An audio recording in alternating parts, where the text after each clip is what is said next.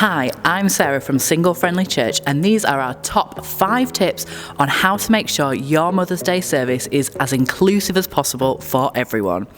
So tip 1 is make sure to celebrate all kinds of parental love. It is great to celebrate all those in church who care for and parent in many different ways. This could look like celebrating those who foster, honouring those who serve in kids and youth ministries, or hearing testimonies from people about how they have been spiritually parented and discipled by women throughout their life. Tip 2 is to acknowledge those for whom Mother's Day might be difficult. Think about those in your congregation who might find this day hard.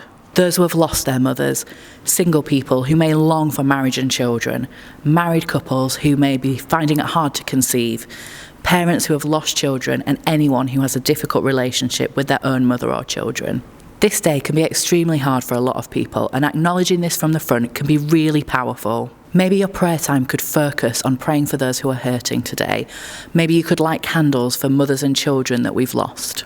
Maybe you could send a quick message to those that you know are struggling, just to let them know that you're thinking of them. So tip 3 is how to give out flowers well. Many churches give out flowers on Mother's Day, and if you're going to do this, make sure you give them to all women, not just the mums. We know not everyone appreciates this, and we have heard them being called pity posies, but the majority of women do like to be included. You can reframe this by acknowledging that caring and raising children is a whole church job.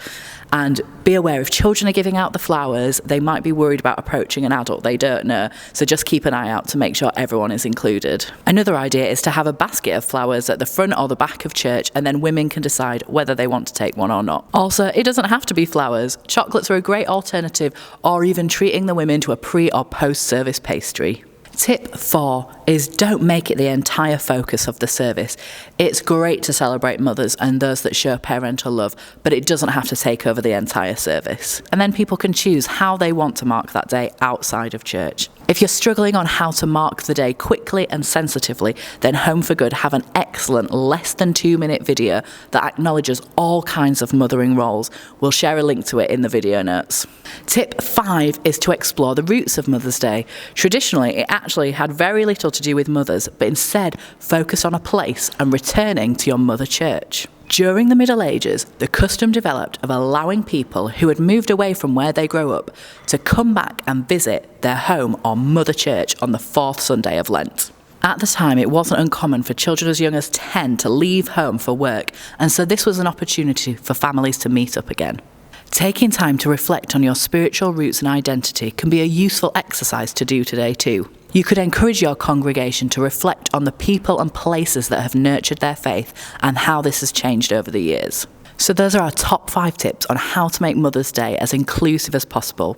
But as we know you're aware, for some people, Mother's Day would just be too difficult and they'll decide to give church a miss. It will help them to know that you understand and that it's okay to give certain events a miss if it's going to be too hard for them. Perhaps you could ensure there is a separate service on the day that isn't focused on Mother's Day.